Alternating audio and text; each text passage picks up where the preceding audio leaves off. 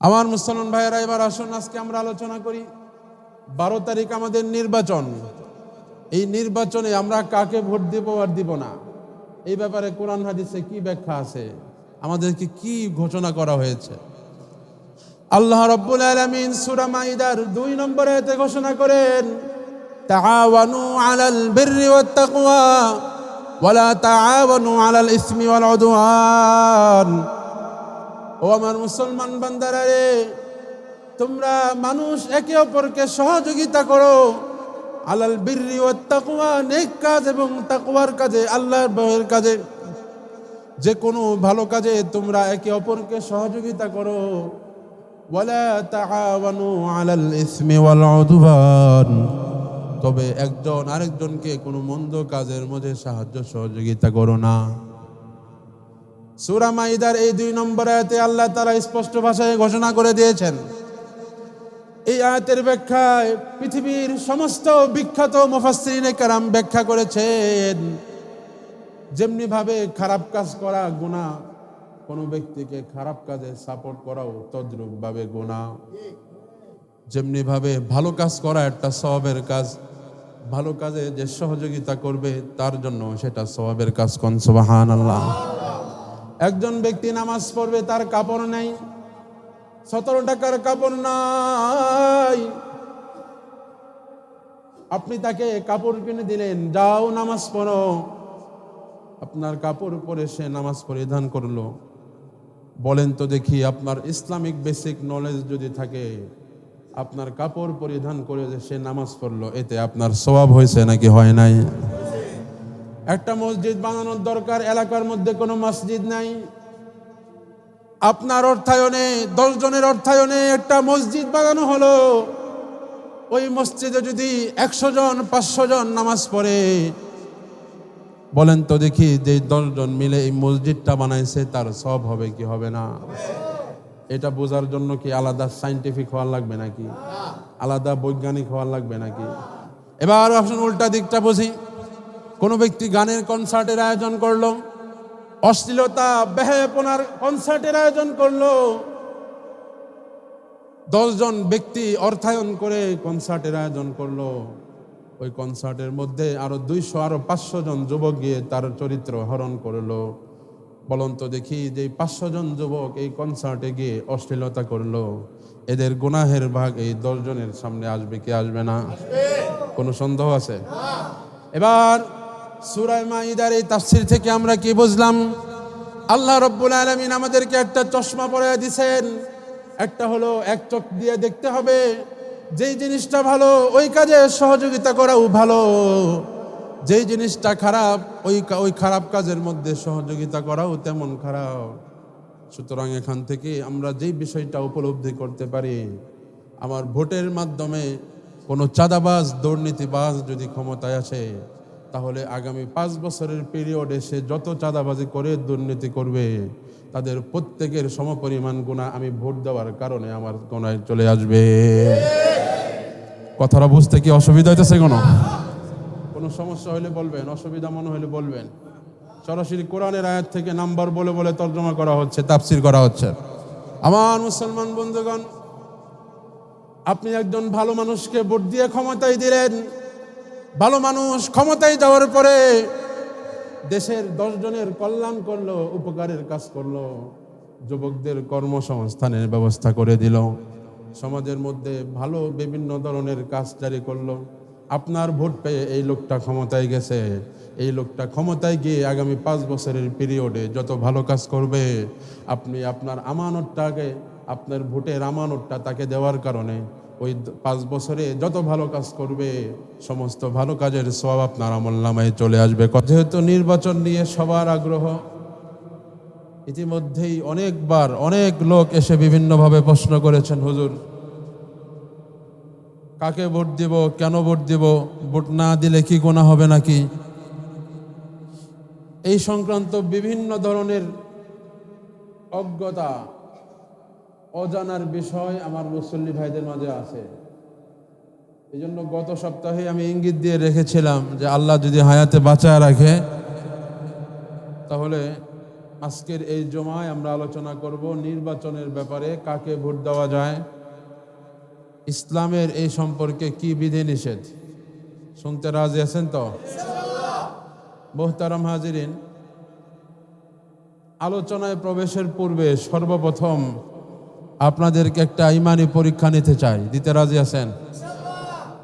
বলেন তো দেখি, পৃথিবীর সৃষ্টি লগ্ন থেকে কিয়ামত সংঘটিত হওয়া পর্যন্ত পৃথিবীতে অতীতে যা কিছু হয়েছে, কিয়ামত পর্যন্ত পৃথিবীতে যা কিছু হবে, যত সমস্যা আছে, সমস্ত সমস্যার সমাধান ইসলামে আছে নাকি নাই? তাহলে আমার কথা বুঝে থাকলে বলুন, কোনো ব্যক্তি যদি তার জীবন পরিচালনার ক্ষেত্রে ব্যক্তিগত জীবনে কোনো সমস্যার সম্মুখীন হয়, তার সমাধান ইসলামে আছে না নাই? পারিবারিক জীবনে কেউ যদি কোনো সমস্যার সম্মুখীন হয়, সেই সমস্যার সমাধান ইসলামে আছে না নাই? রাষ্ট্রীয়ভাবে কোনো ব্যক্তি যদি কোনো সমস্যার সম্মুখীন হয়, সেইটার সমাধান ইসলাম ধর্মে আছে না নাই? যদি থাকে, এবার বলেন, আমার মাথার চুলের আগা থেকে নিয়ে পায়ের গোড়ালি পর্যন্ত আমার 3.5 হাত বটির মধ্যে প্রত্যেকটা জায়গার ব্যাপারে ইসলাম ধর্মের সুস্পষ্ট বিধান আছে না নাই? এবার বলেন, ভোট দিতে হয় হাতের আঙ্গুলির বৃদ্ধাঙ্গুলির ছাপের মাধ্যমে। বৃদ্ধাঙ্গুলির ছাপের মাধ্যমে যদি আমার ভোট দেওয়া লাগে, তাহলে আমার এই বৃদ্ধাঙ্গুলির ছাপটা আমি কাকে দিব, কোথায় দিব, কি যাচাই করে দিব? এইটার সমাধান ইসলামে আছে না নাই? যারা বলে নাই, কাকে ভোট দিবেন, এই কথাটা ইসলামে নাই। যারা অস্বীকার করতে চায়, তারা মূলত পবিত্র কোরআনের আয়াতটাকে অস্বীকার করতে চায়। আল-ইয়াউমা আকমালতু লাকুম দীনাকুম ওয়া আতমামতু আলাইকুম নি'মাতি ওয়া রাদিতু লাকুমুল ইসলাম দীনা। মুসলমান ভাইরা আমার, কথাগুলো খুব মনোযোগ দিয়ে শুনবেন। আল্লাহ রাব্বুল আলামিন পবিত্র কোরআনে সূরা মাইদার মধ্যে ইরশাদ করেছেন, আল-ইয়াউমা আকমালতু লাকুম দীনাকুম, আজকে আমি আল্লাহ রাব্বুল আলামিন তোমাদের দ্বীন ইসলামকে আমি পরিপূর্ণরূপে প্রতিষ্ঠা করে দিলাম। আল্লাহ রাব্বুল আলামিন এই আয়াতের মধ্যে দ্ব্যর্থহীন ভাষায়, স্পষ্ট ভাষায় ঘোষণা করে দিয়েছেন, আমি আল্লাহ তোমাদের ইসলাম ধর্মকে পরিপূর্ণ করে দিলাম।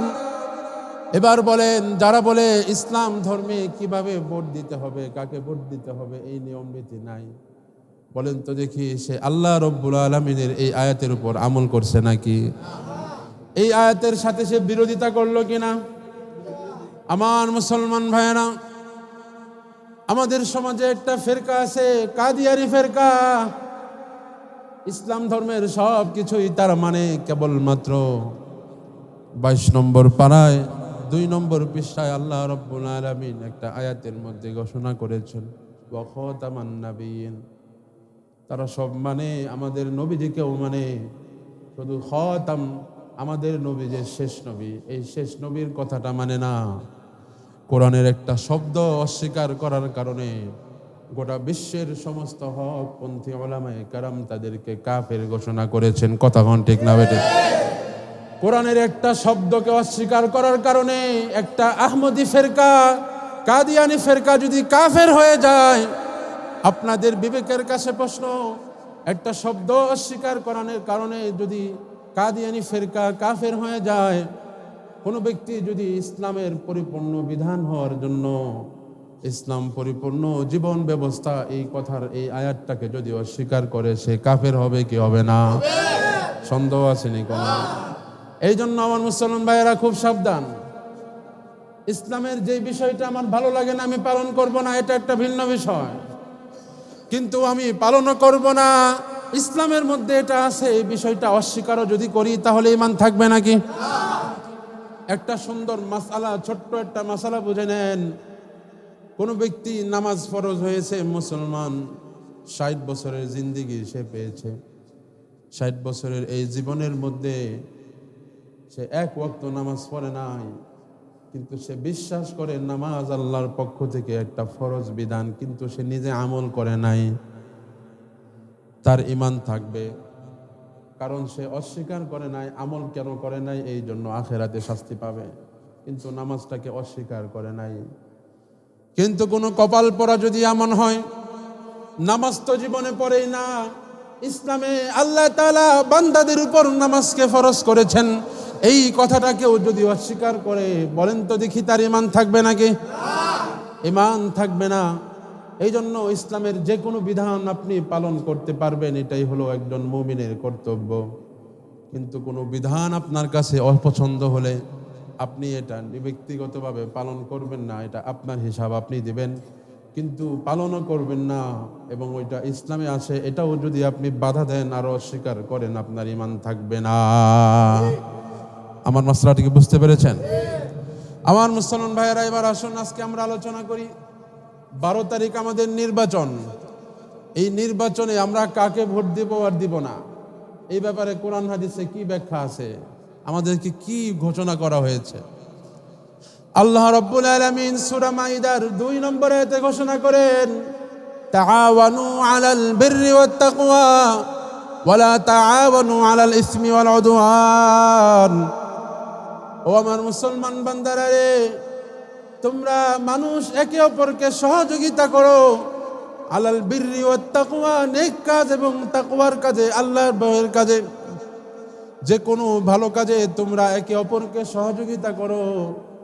ওয়ালা তাআওয়ানু আলাল ইসমি ওয়াল উদওয়ান, তবে একজন আরেকজনকে কোনো মন্দ কাজের মধ্যে সাহায্য সহযোগিতা করো না।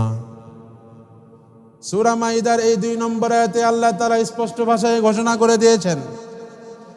এই আয়াতের ব্যাখ্যায় পৃথিবীর সমস্ত বিখ্যাত মুফাসসিরিনে কেরাম ব্যাখ্যা করেছেন, যেমনি ভাবে খারাপ কাজ করা গুনাহ, কোনো ব্যক্তিকে খারাপ কাজে সাপোর্ট করাও তদ্রূপ ভাবে গুনাহ। যেমনি ভাবে ভালো কাজ করা একটা সওয়াবের কাজ, ভালো কাজে যে সহযোগিতা করবে তার জন্য সেটা সওয়াবের কাজ। কোন সুবহানাল্লাহ। একজন ব্যক্তি নামাজ পড়বে, তার কাপড় নাই, 17 টাকার কাপড় নাই, আপনি তাকে কাপড় কিনে দিলেন, যাও নামাজ পড়ো। আপনার কাপড় পরে সে নামাজ পরিধান করলো। বলেন তো দেখি, আপনার ইসলামিক বেসিক নলেজ যদি থাকে, আপনার কাপড় পরিধান করে যে সে নামাজ পড়লো, এতে আপনার সওয়াব হয়েছে নাকি হয় নাই? একটা মসজিদ বানানোর দরকার, এলাকার মধ্যে কোনো মসজিদ নাই, আপনার অর্থায়নে 10 জনের অর্থায়নে একটা মসজিদ বানানো হলো। ওই মসজিদে যদি 100 জন 500 জন নামাজ পড়ে, বলেন তো দেখি, যে 10 জন মিলে এই মসজিদটা বানাইছে তার সওয়াব হবে কি হবে না? এটা বোঝার জন্য কি আলাদা সায়েন্টিফিক হওয়া লাগবে নাকি? আলাদা বৈজ্ঞানিক হওয়া লাগবে নাকি? এবার আসুন উল্টা দিকটা বুঝি। কোনো ব্যক্তি গানের কনসার্টের আয়োজন করলো, অশ্লীলতা বেহায়াপনার কনসার্টের আয়োজন করলো, 10 জন ব্যক্তি অর্থায়ন করে কনসার্টের আয়োজন করলো। ওই কনসার্টের মধ্যে আরো 200 আরো 500 জন যুবক গিয়ে তার চরিত্র হরণ করলো। বলুন তো দেখি, যে 500 জন যুবক এই কনসার্টে গিয়ে অশ্লীলতা করলো, এদের গুনাহের ভাগ এই 10 জনের সামনে আসবে কি আসবে না? কোনো সন্দেহ আছে? এবার সূরা মাইদার এই তাফসীর থেকে আমরা কি বুঝলাম? আল্লাহ রাব্বুল আলামিন আমাদেরকে একটা চশমা পরায় দিয়েছেন।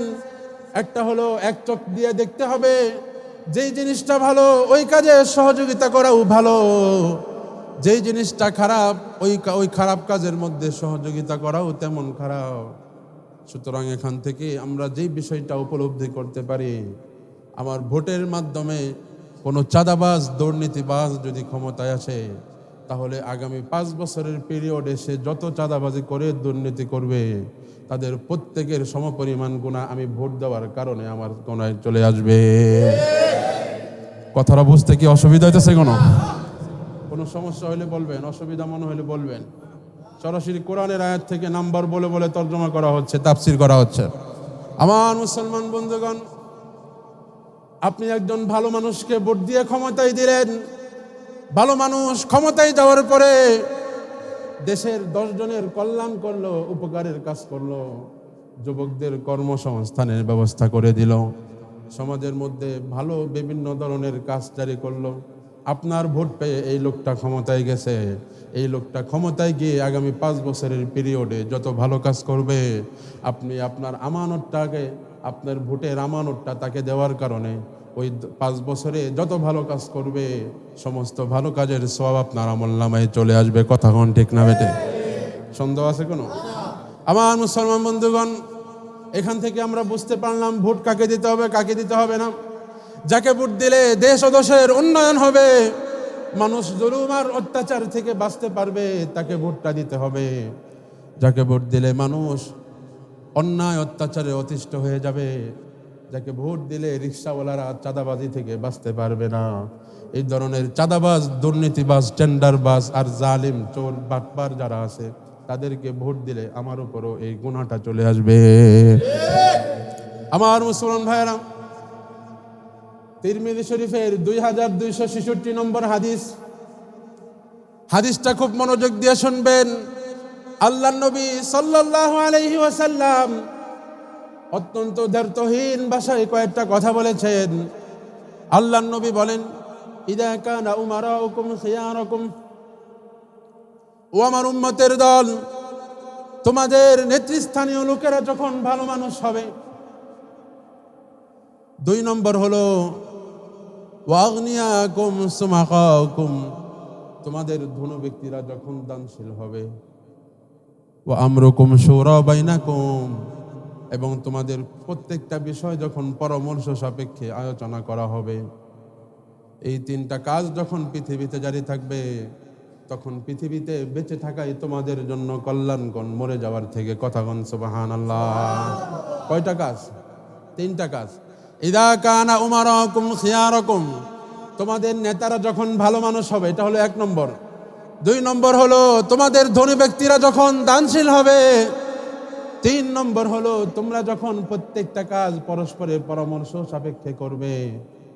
এই 3টা কাজ যখন করবে, ফাযহরুল আরদি খায়রুম মিন বাতনিহা, তখন তোমাদের জন্য দুনিয়াতে বেঁচে থাকাটা কল্যাণকর হবে, মরে যাওয়ার তুলনায় তোমাদের বেঁচে থাকাটাই কল্যাণকর হবে। কোন সুবহানাল্লাহ। এরপরে আল্লাহ নবী আরো 3টা কথা বলেছেন। ওয়াইদা কানা উমারাউকুম আশকিয়াকুম, তোমাদের নেতারা যদি মন্দ হয়, তোমাদের নেতারা যদি দুর্নীতিবাজ হয়, তোমাদের নেতারা যদি চাঁদাবাজ হয়, তোমাদের নেতারা যদি টেন্ডারবাজি করে, তোমাদের নেতারা যদি মানুষের উপর জুলুম করে। 2 নম্বর হলো ওয়া কানা আগনিয়াকুম বুখালাকুম, তোমাদের সমাজের ধনীরা যদি কৃপণ হয়ে যায়। 3 নম্বর হলো ওয়া আমরুকুম বাইনা নিসাইকুম, তোমাদের প্রত্যেকটা বিষয়ে সিদ্ধান্ত যদি তোমাদের মহিলাদের হাতে চলে যায়। তোমার ব্যক্তিগত জীবনে কি করবা, বউয়ের কাছ থেকে শুননা করার লাগে। পরিবারের মধ্যে কি করবা, মহিলার কাছে জিজ্ঞাসা করা লাগে। সমাজের মধ্যে, দেশের মধ্যে কি করবা, এইগুলো যদি মহিলাদের থেকে সিদ্ধান্ত নেওয়ার লাগে, তাহলে তোমাদের জন্য বাতনুল আরদি খায়রুম মিন যহরিহা, দুনিয়াতে বেঁচে থাকার থেকে তোমাদেরকে কবরের মধ্যে মৃত্যুবরণ করা শ্রেয়। কথা বুঝতে পেরেছেন? মরে যাওয়া ভালো, বাচ্চা থাকার কোনো লাভ নাই। এই 3টা কাজ যদি হয়, তাহলে তোমাদের বেঁচে থাকার কোনো কল্যাণ নাই। তোমাদের জন্য মরে যাওয়ার মধ্যে কল্যাণ, জমিনের ভিতরে কবরের ভিতরে ঢুকে যাওয়াটা তোমাদের জন্য কল্যাণ। কি কি করলে? যদি তোমাদের নেতাকর্মীরা টেন্ডারবাজ, চাঁদাবাজ, দুর্নীতিবাজ, গরিবের হক নষ্টকারী হয়। 2 নম্বর, তোমাদের ধনী ব্যক্তিরা যদি দানশীল না হয়। আর 3 নম্বর, তোমাদের সমস্ত বিষয়ের সিদ্ধান্ত যদি মহিলাদের থেকে আসে। এইগুলো যখন সমাজের মধ্যে ছড়ায় যাবে, তখন ওই সমাজের মানুষেরা বাচ্চা থাকার তুলনায় মইরা গেলেই উত্তম। কথা কোন ঠিক না বেটে? এই জন্য আমার মুসলমান ভাইয়েরা, এই হাদিস থেকেও আমরা বুঝতে পারি, এই হাদিস থেকেও স্পষ্টভাবে আমরা বুঝতে পারি আল্লাহর নবী আমাদেরকে কি বুঝাইছেন, কাকে ভোট দিতে হবে, কাকে সমর্থন করতে হবে। এই বিষয়টা আমরা এখান থেকে স্পষ্টভাবে ক্লিয়ার বুঝতে পারি। আল্লাহর নবীর 3 নম্বর যে হাদিসটা আপনাদেরকে শোনাইতে চাই, আল্লাহর নবী সহিহ হাদিসে ইরশাদ করেছেন, ইদা দুইয়াতিল আমানাতু ফান্তাদিরিস সাআহ। আল্লাহর নবী সাহাবীদেরকে নিয়ে ওয়াজ করতেছেন। ওয়াজের মধ্যে হঠাৎ করে আল্লাহর নবী একটা হাদিস শোনাইলেন। হাদিসের মধ্যে আল্লাহর নবী বলেন, ইদা দুইয়াতিল আমানাতু ফান্তাদিরিস সাআহ, ও আমার উম্মতের দল, ও আমার কলিজার টুকরা সাহাবারা, পৃথিবীর বুকে যখন মানুষ আমানতের খেয়ানত করা শুরু করবে, তখন তোমরা বুঝতে পারবে কিয়ামতের আর বেশি দিন বাকি নাই, কিয়ামতের জন্য অপেক্ষায় থাকবে। সাহাবায়ে কেরাম আশ্চর্য হয়ে জিজ্ঞাসা করলো, ইয়া রাসূলুল্লাহ, ইয়া হাবিবাল্লাহ, আমরা সাহাবায়ে কেরাম কত সতর্ক থাকি, নিজের জীবন দিয়ে হইলেও আমরা আমানতটাকে রক্ষা করি। আপনি কি বলতেছেন? পৃথিবীতে এমন একটা মুহূর্ত কি কখনো আসবে যে মানুষ তাদের আমানত রক্ষা করবে না? আল্লাহ নবী বলে, হ্যাঁ, এমন সময় আসবে, মানুষ তাদের আমানত রক্ষা করবে না। এবার আল্লাহ নবী সাহাবায়ে কেরাম জিজ্ঞাসা করলেন, ইয়া রাসূলুল্লাহ, কাইফা দাআতিল আমানাহ? আপনি তো বললেন পৃথিবীর মানুষ যখন আমানতের খেয়ানত করবে তখন কিয়ামতের অপেক্ষা করতে। আমরা সাহাবীরা তো জিন্দেগিতে আমানতের খেয়ানত করি নাই। আমরা জানতে চাই কিভাবে মানুষ আমানতের খেয়ানত করবে। এবার আল্লাহ নবী সাহাবীদেরকে ডাক দিয়া বলেন, ও আমার কলিজার টুকরা সাহাবীরা রে, ইদা উসিদাতিল আমরু ইলা গায়রি আহলিহি ফান্তাদিরুস সাআহ। যখন নেতৃত্বের স্থানে অযোগ্য ব্যক্তিদেরকে নেতা বানানো হবে তখন বুঝে নেবে তোমরা কিয়ামত ঘনায় আসছে, তখন তোমরা কিয়ামতের জন্য অপেক্ষায় থাকবে। নাউযুবিল্লাহ। তার মানে কি বোঝা গেল? কোনো একটা পদ আছে, ওই পদের মধ্যে যদি অযোগ্য ব্যক্তিকে বসানো হয়, যোগ্য ব্যক্তিদেরকে সাইড না দিয়ে অযোগ্যদেরকে যদি তার ওই পদের মধ্যে বহাল রাখা হয়, এটা মারাত্মক অপরাধ, মারাত্মক গুনাহ। এই গুনাহটা যখন কোন সমাজে ছড়ায় যাবে তারা যেন কিয়ামতের জন্য অপেক্ষা করে। নাউযুবিল্লাহ। আমার মুসলমান ভাইয়েরা, ভোট দেওয়া, এই ভোট দেওয়া এটা সাধারণ কোনো বিষয় না। উপমহাদেশের প্রখ্যাত আলেমে দ্বীন আল্লামা মুফতি শফি রহমাতুল্লাহ আলাইহি বলেছেন, ভোট এটা সাধারণ কোনো জিনিস নয়। একটা ভোটের মধ্যে 4টা গুরুত্বপূর্ণ বিষয় রয়েছে। সবাই মনোযোগ দিয়ে কথাগুলো শোনার চেষ্টা করবেন। একটা ভোটের মধ্যে কয়টা জিনিস রয়েছে? 1 নম্বর হলো, যে ব্যক্তি ভোট দিল সে মূলত যাকে ভোট দিল তার পক্ষে সাক্ষী দিল, সে ভালো মানুষ। কথা কন না? 2 নম্বর, যে ব্যক্তি ভোট দিল ভোটের মধ্যে 2 নম্বর সুপারিশ থাকে, আমি সুপারিশ করলাম এই লোকটা ভালো। 3 নম্বর হলো, এই লোকটা গরিবের জনপ্রতিনিধি হবে, এই ব্যাপারে আমি সাপোর্ট দিলাম। 4 নম্বর হলো, আল্লাহ রাব্বুল আলামিন আমাকে যে ভোটের আমানত দিয়েছে, আমি আমার আমানতটা এই লোকটাকে দান করলাম। তাহলে ভোটের মধ্যে গুরুত্বপূর্ণ 4টা বিষয় রয়ে গেছে। 1 নম্বর হলো, আমি যাকে ভোট দিলাম আমি তাকে সাক্ষী দিলাম যে সে ভালো মানুষ। 2 নম্বর হলো, আমি যাকে ভোট দিলাম আমি সুপারিশ করলাম, সে ভালো মানুষ, আমি সুপারিশ করলাম। 3 নম্বর হলো, আমি যাকে ভোট দিলাম আমি তাকে নির্বাচন করলাম, সে গরিবদের প্রতিনিধি হবে। 4 নম্বর হলো, আমি যাকে ভোট দিলাম আমি আমার ভোটের যে আমানত আছে এই আমানতের জিম্মাদারি আমি তাকে বানাইলাম। এবার আপনার ভোট পেয়ে যখন কোনো ব্যক্তি আরেকজন ব্যক্তির উপর কাঁঠাল ভেঙে খাবে, মাথার উপর কাঁঠাল ভেঙে যখন খাবে, টেম্পো স্ট্যান্ডে, সিএনজি স্ট্যান্ডে যখন চাঁদাবাজি করবে, তখন এর পিছন দিয়ে আপনার এই কথাটা লাগায় ফেলেন, এই 4টা বিষয় লাগান যে এই চাঁদাবাজি ভালো কাজ, আমি নিজে সাক্ষী দিলাম। এই চাঁদাবাজি ভালো কাজ, আমি নিজে সুপারিশ করলাম। এই চাঁদাবাজি ভালো কাজ, গরিবদের উপরে মাথার উপরে কাঁঠাল ভেঙে খাবে, এটা ভালো কাজ, আমি সাপোর্ট দিলাম। এই চাঁদাবাজি করার জন্য আল্লাহ তাআলা আমাকে যে ভোটের অধিকার দিয়েছে, আমি আমার এই ভোটের আমানতটা এই চাঁদাবাজকে দিলাম। কথা হন ঠিক না বেঠে? মুসলমান ভাইয়েরা খুব সাবধান, বি কেয়ারফুল। সাধারণ কোনো বিষয় নয়। অত্যন্ত দুঃখ আর পরিতাপের সাথে বলতে হয়, বাংলাদেশের স্বাধীনতার 55 বছর হয়ে গিয়েছে, কিন্তু বাংলাদেশের মানুষ এখনো স্বাধীনভাবে বসবাস করার ক্ষমতা পায় নাই। কথা হন ঠিক না বেঠে? বাংলাদেশের মানুষ এখনো পরাধীন, বাংলাদেশের মানুষ এখনো বাক স্বাধীনতা পায় নাই, বাংলাদেশের মানুষ এখনো বাক স্বাধীনতা পায় নাই। যদি বাক স্বাধীনতা পাইতো তাহলে শহীদ হাদির মতো একজন দেশপ্রেমিক আজকে নিহত হতো না। কথা বল ঠিক না ঠিক? এই জন্য আমার মুসলমান ভাইয়েরা, আমাদের এই ভোটের আমানত এটা অত্যন্ত গুরুত্বপূর্ণ বিষয়। এই বিষয়টাকে আমরা যখন হেলায় খেলায় কাটিয়ে দিচ্ছি, তখনই আমাদের এই দেশের মধ্যে এত ধরনের অত্যাচার আর নিপীড়ন শুরু হয়ে গিয়েছে। এই জন্য খুব সাবধান, খুব সাবধান, অত্যন্ত সাবধানতার সাথে আমাদেরকে প্রতিটা পদক্ষেপ চালাইতে হবে।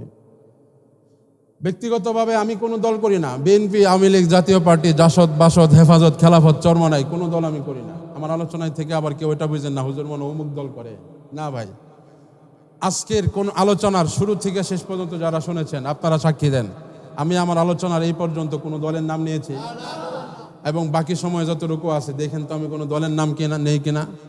আমার দায়িত্ব, আমি খতিব, আপনারা আমাকে এই খুতবার মজলিসে বসাইছেন। এই মিম্বার হলো আল্লাহর পক্ষ থেকে আমার কাছে আমানত। এই আমানতের খেয়ানত যদি আমি করি আল্লাহর কাছে আমার জবাবদিহিতা করতে হবে। এই মিম্বরের আমানত রক্ষার্থে আমি আপনাদেরকে কোরআন হাদিস থেকে শুধু মূলনীতিগুলো বলে গেলাম। এই মূলনীতি অনুযায়ী যদি কোনো আওয়ামী লীগের কুখ্যাত সন্ত্রাসী যদি আপনার কাছে ভালো মনে হয় আপনি তাকেই ভোট দেন। যদি বিএনপি ভালো মনে হয় বিএনপিকে দিবেন, জাসদ বাসদকে ভালো মনে হলে তাকে দিবেন, যেই দলকে আপনার ভালো মনে হয় তাকে দিবেন। কথা ঠিক আছে? কোনো দলের পক্ষে বলতেছি, কোনো দলের বিপক্ষে বলতেছি, পিছনের মানুষের কথা কয় না। তার মানে আপনারা বলতেছেন যে হুজুর কোনো দলের পক্ষে বিপক্ষে বলতেছে। সবাই একসাথে বলেন, আমি কোনো দলের পক্ষে বা বিপক্ষে বলতেছি? সবাই সাক্ষী দিতেছেন তো? আচ্ছা, খুব সাবধান।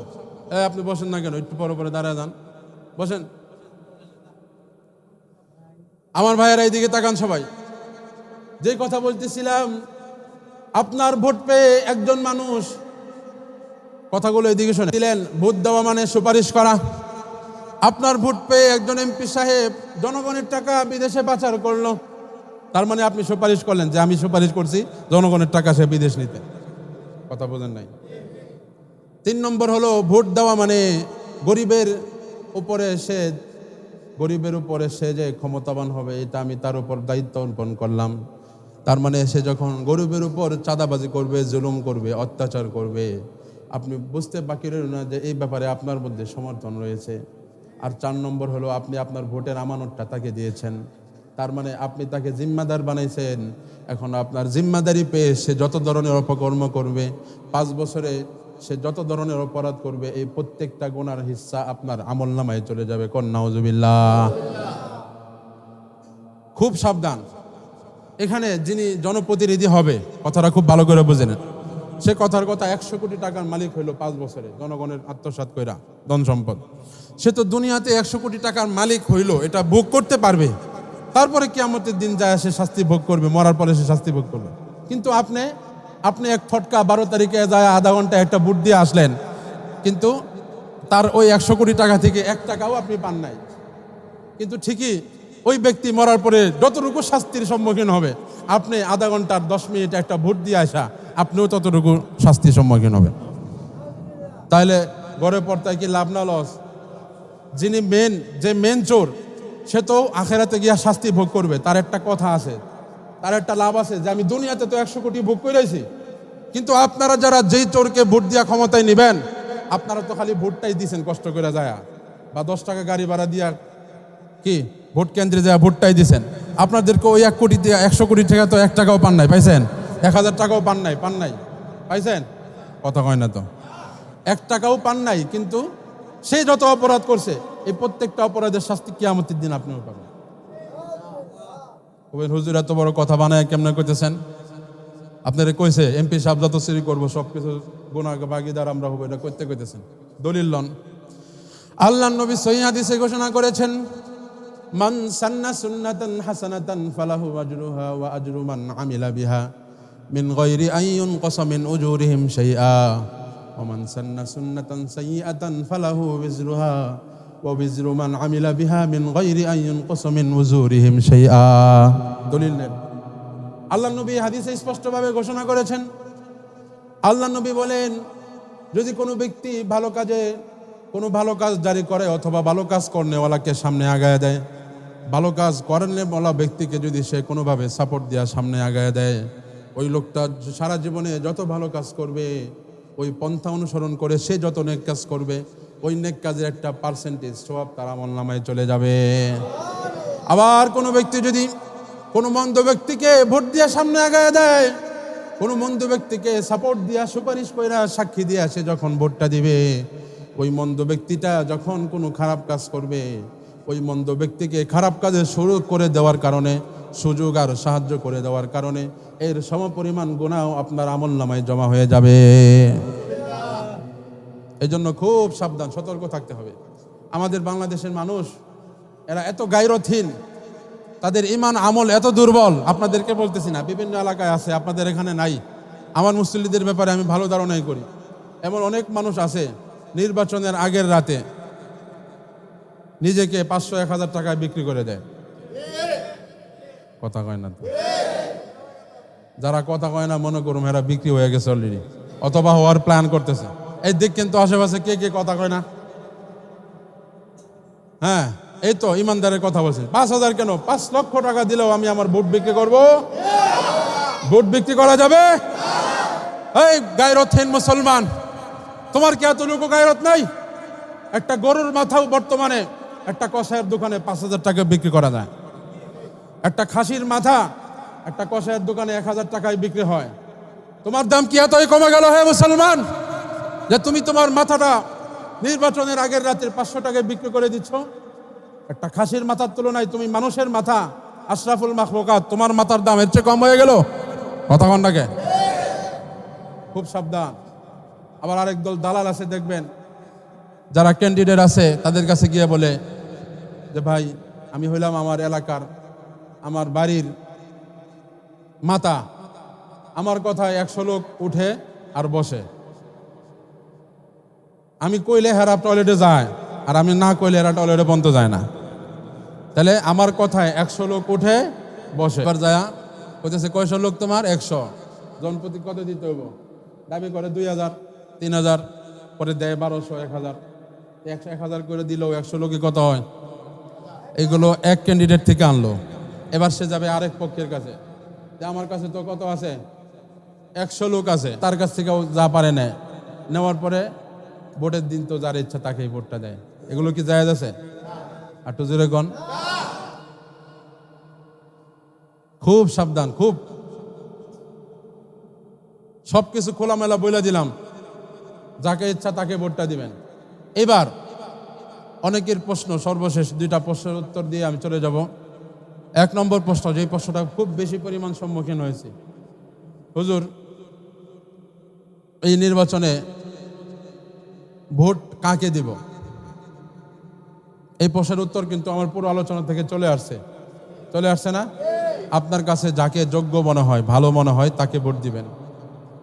এবার দ্বিতীয় প্রশ্ন হলো, যদি হুজুর আমি ভোট না দেই, ভোট কেন্দ্রে না যাই, তাহলে কি আমার গুনাহ হবে?